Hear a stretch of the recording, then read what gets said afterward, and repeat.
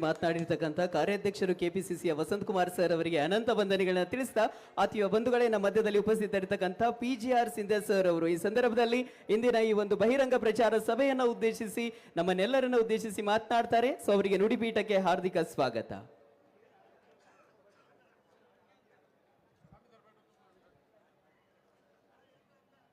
ಬೀದರ್ ಲೋಕಸಭಾ ಕ್ಷೇತ್ರದ ಕಾಂಗ್ರೆಸ್ ಪಕ್ಷದ ಎಲ್ಲ ಕಾರ್ಯಕರ್ತ ಬಂಧುಗಳೇ, ಸಹೋದರ ಸಹೋದರಿಯರೇ, ಮಾಧ್ಯಮದ ಎಲ್ಲ ನನ್ನ ಸ್ನೇಹಿತರೆ, ನಾವೆಲ್ಲರೂ ಸಹಿತ ಇವತ್ತು ಕರ್ನಾಟಕದಲ್ಲಿರ್ತಕ್ಕಂಥ ಕಾಂಗ್ರೆಸ್ ಪಕ್ಷಕ್ಕೆ, ಅಧಿಕಾರದಲ್ಲಿರ್ತಕ್ಕಂಥ ಈ ಪಕ್ಷಕ್ಕೆ ಬೆಂಬಲವನ್ನು ಕೊಟ್ಟು ಶ್ರೀಮತಿ ಸೋನಿಯಾ ಗಾಂಧಿಯವರು, ಮಲ್ಲಿಕಾರ್ಜುನ ಖರ್ಗೆ ಅವರು, ರಾಹುಲ್ ಗಾಂಧಿಯವರು, ಸಿದ್ದರಾಮಯ್ಯನವರು, DK ಶಿವಕುಮಾರ್ ಅವರು, ನಮ್ಮ ಮಂತ್ರಿಗಳಾದ ಈಶ್ವರ ಖಂಡ್ರೆ ಅವರು, ಇವರೆಲ್ಲರ ಕೈಗಳನ್ನು ರಾಜಕೀಯ ಶಕ್ತಿಯನ್ನು ಹೆಚ್ಚು ಮಾಡಲಿಕ್ಕೆ ಅಂತೇಳಿ ನಾವು ಸೇರಿದ್ದೇವೆ. ಭೀಮಣ್ಣ ಖಂಡ್ರೆಯವರ ಮನೆತನದ ಬಗ್ಗೆ ಬೀದರ್ ಜಿಲ್ಲೆಯ ಜನಕ್ಕೆ ನಾನು ಹೇಳ್ತಕ್ಕಂಥ ಅವಶ್ಯಕತೆ ಇಲ್ಲ. 5 ದಶಕಗಳ ಕಾಲ ಈ ಭಾಗದ ಪ್ರಗತಿಗೆ, ಕರ್ನಾಟಕದ ಪ್ರಗತಿಗೆ ದುಡಿದಿರತಕ್ಕಂಥ ಒಂದು ಅಂಶ. ನಮಗೆಲ್ಲರಿಗೂ ಬಹಳ ಸಂತೋಷ ಆಗಿದೆ. ಸಾಗರ ಖಂಡ್ರೆಯವರು ಬೆಳೀತಾ ಇರತಕ್ಕಂಥ ಒಬ್ಬ ಯುವಕ ಮುಖಂಡರು. ನೀವು ಅನೇಕ ಮಹಾನ್ ಮುಖಂಡರುಗಳನ್ನು ಇಲ್ಲಿಂದ ಆರಿಸಿ ಕಳಿಸಿದ್ದೀರಾ. ಸಾಗರ ಖಂಡ್ರೆಯವರಿಗೆ ಬಹಳ ದೊಡ್ಡದಾದ ಒಂದು ಭವಿಷ್ಯ ಇದೆ. ಮುಂದಿನ 50 ವರ್ಷಗಳ ಕಾಲ ಬೀದರ್ ಜಿಲ್ಲೆಯನ್ನು, ಕಲ್ಯಾಣ ಕರ್ನಾಟಕವನ್ನು ಕಟ್ಟತಕ್ಕಂಥದ್ರಲ್ಲಿ ಭಾಳ ಸಕ್ರಿಯವಾಗಿ ಭಾಗವಹಿಸ್ತಕ್ಕಂಥ ಅವಕಾಶವನ್ನು ತಾವು ಇವತ್ತು ಒದಗಿಸಿಕೊಡಬೇಕಾಗಿದೆ. ಸ್ವಾತಂತ್ರ್ಯ ಹೋರಾಟದ ಸಂದರ್ಭದಲ್ಲಿ ಈ ಕುಟುಂಬ ಮಾಡಿರ್ತಕ್ಕಂಥ ಕೆಲಸಕ್ಕೆ ನಾವು ಗೌರವವನ್ನು ಕೊಡಬೇಕಾಗಿದೆ.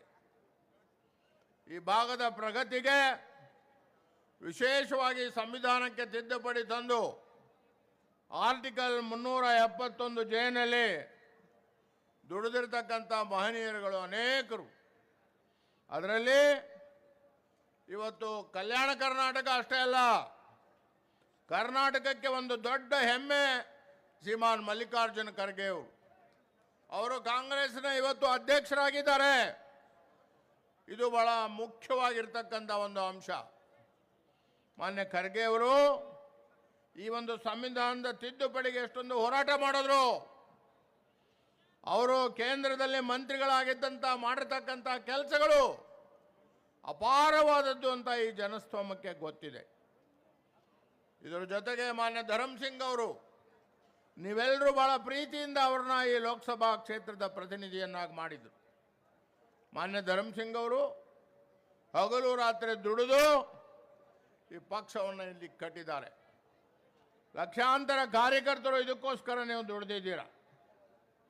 ಕರ್ನಾಟಕದಲ್ಲಿ ಶ್ರೀಮಾನ್ ಸಿದ್ದರಾಮಯ್ಯನವರು ಮತ್ತು ಶ್ರೀ ಶಿವಕುಮಾರ್ ಅವರ ನೇತೃತ್ವದಲ್ಲಿ ಕಾಂಗ್ರೆಸ್ ಪಕ್ಷದ ಸರ್ಕಾರ ಬರಬೇಕಾದ್ರೆ ತಾವೆಲ್ಲ ತ್ಯಾಗ ಮಾಡಿ ಹಗಲು ರಾತ್ರಿ ದುಡಿದಿದ್ದೀರ. ನನ್ನ ಸನ್ಮಿತ್ರರಾದ ಆಳಂದಿನ ಶಾಸಕರಾದ ಮಾನ್ಯ BR ಪಾಟೀಲ್ರು ಇಲ್ಲಿ ಬಂದಿದ್ದಾರೆ. ಮತ್ತೊಬ್ಬ ಶಾಸಕ ಮಿತ್ರರಾದ ಪ್ರಭು ಪಾಟೀಲ್ರು ಇಲ್ಲಿ ಬಂದಿದ್ದಾರೆ. ರಾಜಶೇಖರ್ ಪಾಟೀಲ್ರು ಮಾಜಿ ಮಂತ್ರಿಗಳಿಲ್ಲಿದ್ದಾರೆ. ನಮ್ಮ ಕಾರ್ಯಾಧ್ಯಕ್ಷರು ಇದ್ದಾರೆ. ನಮ್ಮ ಧರ್ಮಸಿಂಗ್ ಅವರ 2 ಸುಪುತ್ರರು ಇಲ್ಲಿ ಇದ್ದಾರೆ, ಅಜಯ್ ಸಿಂಗ್ ಅವರು ಮತ್ತು ವಿಜಯ್ ಸಿಂಗ್ ಅವರು. ಕೈಲಾಶ್ ಪಾಟೀಲ್ರವರು ಇಡೀ ಕರ್ನಾಟಕದ ಆಡಳಿತವನ್ನು ದೇಶದಲ್ಲಿ ಮಾದರಿಯನ್ನಾಗಿ ಮಾಡಿದಂಥ ಒಬ್ಬ ಮಾಜಿ ಮುಖ್ಯಮಂತ್ರಿಗಳು ಅಂದರೆ ಶ್ರೀಮಾನ್ ವೀರೇಂದ್ರ ಪಾಟೀಲ್ರು ಅನ್ನೋದನ್ನು ನಾವು ಮರೀಲಿಕ್ಕೆ ಸಾಧ್ಯ ಇಲ್ಲ. ವೀರೇಂದ್ರ ಪಾಟೀಲ್ರ ಸುಪುತ್ರ ಕೈಲಾಶ್ ಪಾಟೀಲ್ ಅವರು ಇವತ್ತು ಚಿಂಚೋಳಿ ಕ್ಷೇತ್ರದಲ್ಲಿ ಉಳಿದು ಮಾನ್ಯ ಸಾಗರ ಖಂಡ್ರೆ ಅವರ ಗೆಲುವಿಗೆ ಶ್ರಮ ಮಾಡ್ತಾ ಇದ್ದಾರೆ. ಇವರೆಲ್ಲರೂ ಸಹಿತ ನಾವು ಒಂದೇ ಮಾತನ್ನು ನಿಮ್ಗೆ ಹೇಳ್ತಕ್ಕಂಥದ್ದು, ಬೀದರ್ ಜಿಲ್ಲೆಯ ಜನಕ್ಕೆ ಜಾತ್ಯತೀತ ಮನೋಭಾವ ಇಟ್ಕೊಂಡಿರ್ತಕ್ಕಂಥ ಜನ ನೀವು. ಇಲ್ಲಿ ಸಿಖ್ರಿದ್ದಾರೆ, ಮುಸ್ಲಿಂ ಜನಾಂಗದವರಿದ್ದಾರೆ, ಮರಾಠರಿದ್ದಾರೆ, ವೀರಶೈವ ಲಿಂಗಾಯತರುಗಳಿದ್ದಾರೆ, ಪರಿಶಿಷ್ಟ ಜಾತಿ ಪರಿಶಿಷ್ಟ ವರ್ಗದವರಿದ್ದಾರೆ, ಹಿಂದುಳಿದ ವರ್ಗದವರಿದ್ದಾರೆ. ಎಲ್ಲ ವರ್ಗದ ಎಲ್ಲ ದೇಶದ ಸಂಸ್ಕೃತಿಗಳ ಸಮ್ಮೇಳನದ ಜಿಲ್ಲೆ ಯಾವುದಾದ್ರೂ ಒಂದು ಭಾರತದಲ್ಲಿ ಇದ್ದರೆ ಅದು ಬೀದರು ಅನ್ನೋದನ್ನು ನಾನು ಒತ್ತಿ ಒತ್ತಿ ಯಾವಾಗೂ ಸಹಿತ ಹೇಳ್ತಾ ಇರ್ತೇನೆ. ಬೀದರ್ ಜಿಲ್ಲೆ ಕೈಗಾರಿಕಾ ಕ್ಷೇತ್ರದಲ್ಲಿ ಬಹಳ ಹಿಂದುಳಿದಿರ್ತಕ್ಕಂಥ ಒಂದು ಜಿಲ್ಲೆ, ಬಹಳ ಹಿಂದುಳಿದಿರ್ತಕ್ಕಂಥ ಜಿಲ್ಲೆ. ಇದರ ಪ್ರಗತಿ ಆಗಬೇಕು. ನಮ್ಮ ರೈತರ ಕೈಗೆ ಅವರು ಬೆಳೆದಂಥ ಬೆಳೆಗಳಿಗೆ ಬೆಲೆ ಸಿಗಬೇಕು. ನಿರುದ್ಯೋಗಿ ಲಕ್ಷಾಂತರ ಯುವಕರು ಇವತ್ತು ಈ ಭಾಗದಿಂದ ಹೈದರಾಬಾದ್ಗೆ, ಪೂನಾಗೆ, ಬೆಂಗಳೂರಿಗೆ ಉದ್ಯೋಗಕ್ಕೋಸ್ಕರ ಹೋಗ್ತಾ ಇದ್ದಾರೆ. ನಮ್ಮ ಮಾತನಾಡಿದಂಥ ಎಲ್ಲ ಮಿತ್ರರು ಒಂದು ಪ್ರಶ್ನೆಯನ್ನು ದೇಶದ ಜನತೆಯ ಮುಂದೆ ಇಟ್ಟಿದ್ದಾರೆ. ನಾನು ಅದನ್ನು ನಿಮಗೆ ತಿಳಿಸ್ಲಿಕ್ಕೆ ಬಯಸ್ತೇನೆ. ಇವತ್ತು ಯಾರು ಅಧಿಕಾರದಲ್ಲಿದ್ದಾರೆ, ಮಾನ್ಯ ಪ್ರಧಾನಮಂತ್ರಿಗಳು ಪ್ರತಿ ವರ್ಷವೂ ಸಹಿತ 2 ಕೋಟಿ ಯುವಕರಿಗೆ ಉದ್ಯೋಗ ಕೊಡ್ತೇನೆ ಅನ್ನೋ ಮಾತನ್ನು ಹೇಳಿದ್ರು. 10 ವರ್ಷದಲ್ಲಿ 20 ಕೋಟಿ ಜನಗಳಿಗೆ ಉದ್ಯೋಗ ಸಿಗಬೇಕಾಗಿತ್ತು. ಉದ್ಯೋಗ ಸಿಗೋದು ಬೇರೆ ಮಾತು, ಆದ್ರೇನು ಪಂಡಿತ್ ಜವಾಹರ್ಲಾಲ್ ನೆಹರು, ಲಾಲ್ ಬಹದ್ದೂರ್ ಶಾಸ್ತ್ರಿಯವರಂತ ರಾಷ್ಟ್ರ ಪ್ರೇಮಿಗಳು ಕಟ್ಟದಂತ ಈ ಭಾರತದಲ್ಲಿ ಅವರು ಕಟ್ಟದಂತ ಎಲ್ಲ ಸರ್ಕಾರಿ ಸ್ವಾಮ್ಯದಲ್ಲಿರ್ತಕ್ಕಂಥ ಸಂಸ್ಥೆಗಳನ್ನು ಮುಚ್ಚಿ ಹಾಕಿದ್ದಾರೆ. ಒಂದಲ್ಲ ಎರಡಲ್ಲ, ಕೋಟ್ಯಾಂತರ ಜನ ಯುವಕರು ಸರ್ಕಾರಿ ಕ್ಷೇತ್ರದಲ್ಲಿ ಉದ್ಯೋಗಗಳನ್ನು ಕಳ್ಕೊಂಡಿದ್ದಾರೆ. ಇವತ್ತು ಹೇಳ್ತಾ ಇದ್ದಾರೆ ಉದ್ಯೋಗವನ್ನು ನಾನು ಸೃಷ್ಟಿ ಮಾಡ್ತೇನೆ, ಸರ್ಕಾರದಲ್ಲಿರ್ತಕ್ಕಂಥ ಎಲ್ಲ ಉದ್ಯೋಗಗಳನ್ನು ನಾನು ತುಂಬ್ತೇನೆ ಅಂತಕ್ಕಂಥ ಮಾತನ್ನು ಹೇಳ್ತಾರೆ. ಕಳೆದ 10 ವರ್ಷಗಳಲ್ಲಿ ತಾವು ಅಧಿಕಾರದಲ್ಲಿದ್ರ ಯಾರು ನಿಮಗೆ ಅಡ್ಡಿಪಡಿಸಿದ್ರು ಅನ್ನೋದನ್ನು ತಿಳಿಸಬೇಕು. ಅವರು ಪ್ರಧಾನಿ ಆಗಲಿಕ್ಕೆ ಮುಂಚೆ ಅವರು ಮಾತನಾಡಿರ್ತಕ್ಕಂಥ ಮಾತುಗಳನ್ನು ನಮ್ಮ ಪತ್ರಕರ್ತ ಮಿತ್ರರು ವಿಶೇಷವಾಗಿ ಸೋಷಿಯಲ್ ಮೀಡಿಯಾದಲ್ಲಿ ಅವರ ಭಾಷಣಗಳನ್ನು ಹೇಳ್ತಾರೆ.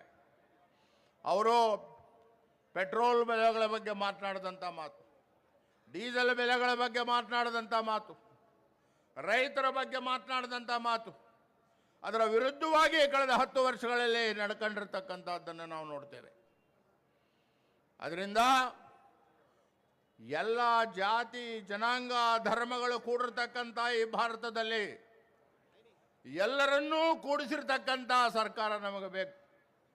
ಅದನ್ನೇ ಬುದ್ಧ ಹೇಳಿದ್ದು, ಬಸವ ಹೇಳಿದ್ದು, ಬಾಬಾ ಸಾಹೇಬ್ ಅಂಬೇಡ್ಕರ್ ಅವರು ಹೇಳಿದ್ದು, ಶಾಹು ಮಹಾರಾಜರು ಹೇಳಿದ್ದು ಅನ್ನೋದನ್ನು ನಾವೆಲ್ಲರೂ ಸಹಿತ ಹೆಮ್ಮೆಯಿಂದ ತಿಳ್ಕೋಬೇಕಾಗಿದೆ.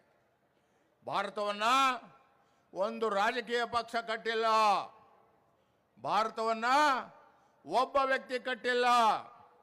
ಭಾರತಕ್ಕೆ ಸಾವಿರಾರು ವರ್ಷಗಳ ಇತಿಹಾಸ ಇದೆ.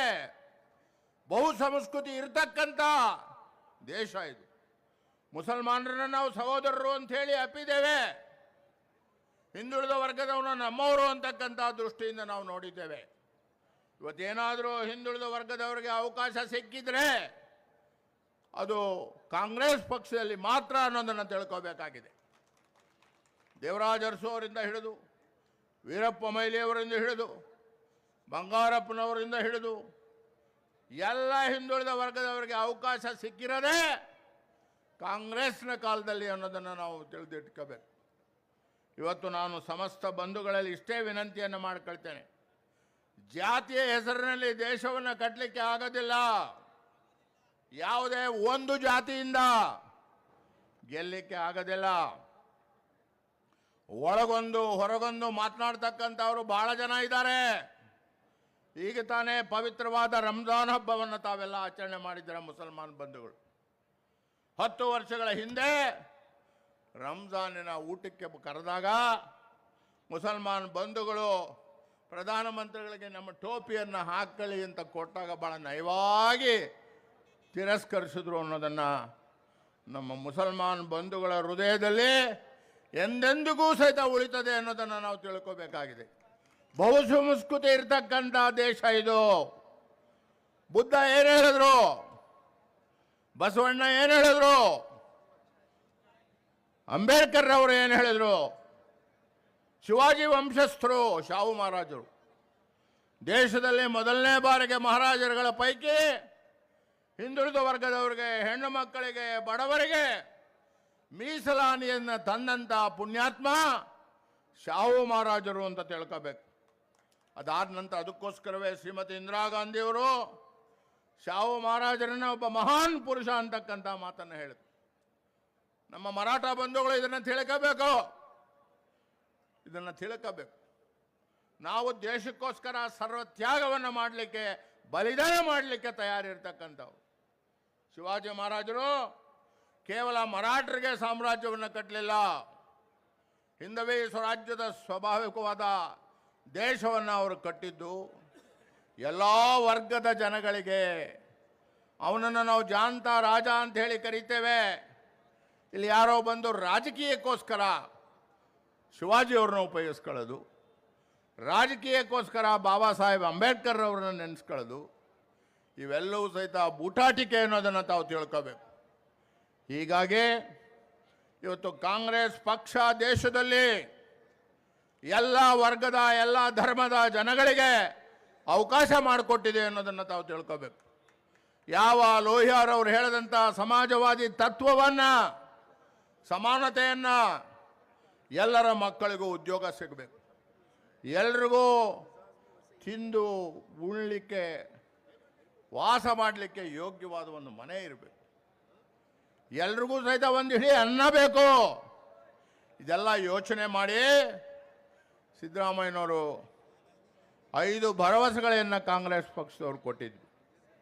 ಅದನ್ನೆಲ್ಲ ನಾವು ಈಡೇರಿಸಿ ನಿಮ್ಮ ಮುಂದೆ ಬಂದಿದ್ದೇವೆ. ನಾವ್ಯಾವುದೋ ಮಾತುಗಳನ್ನು ಹೇಳಿ ಭರವಸೆಗಳ ಆಧಾರದ ಮೇಲೆ ಓಟ್ ಕೊಡಿ ಅಂತ ಕೇಳಕ್ಕೆ ಬಂದಿಲ್ಲ.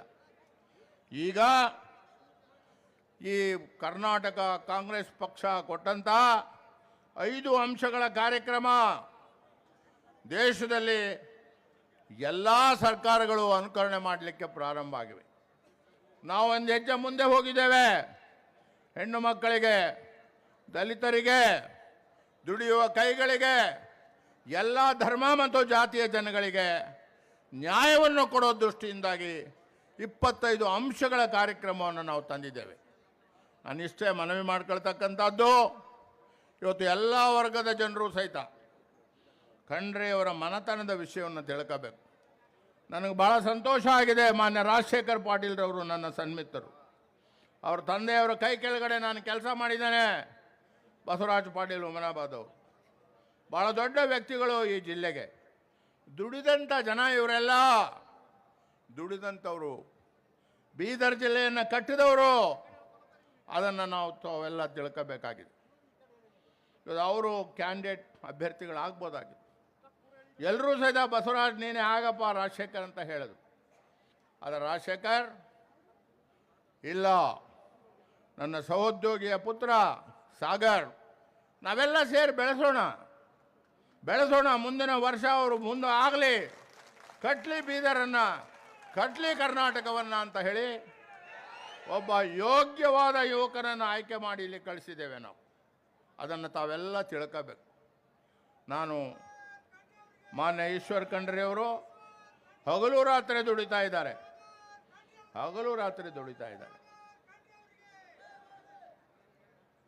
ಅದನ್ನೇ ನಾವೆಲ್ಲ ಹೇಳ್ತಾ ಇದ್ದೀವಪ್ಪ, ಜೋರಾಗಿ ಹೇಳು. ಭಾಳ ಜನ ಮಹಿಳಾ ಮುಖಂಡರುಗಳು ಬಂದಿದ್ದಾರೆ. ಎಲ್ಲರ ಹೆಸರುಗಳನ್ನು ನಾನು ಹೇಳಲಿಕ್ಕೆ ಆಗೋದಿಲ್ಲ, ಸಮಯದ ಅಭಾವ. ಪ್ರತಿಯೊಬ್ಬರು ಇಲ್ಲಿ ಕುಳಿತಿರ್ತಕ್ಕಂಥ ಮುಖಂಡರುಗಳು ಭಾಳ ದೊಡ್ಡ ನಮ್ಮ ಬೆಳವಣಿಗೆಯವರು ಕೂತಿದ್ದಾರೆ, ಮಾಜಿ ಮಂತ್ರಿಗಳು. ಇವರೆಲ್ಲರಿಗೂ ಸಹಿತ ಒಂದೊಂದು ಹಿನ್ನೆಲೆ ಇರ್ತಕ್ಕಂಥ ಮುಖಂಡರುಗಳು. ನಮಗೆಲ್ಲ ಕಾಂಗ್ರೆಸ್ ಪಕ್ಷ ಒಂದು ಕೊಡೆ ಇದ್ದ ಹಾಗೆ.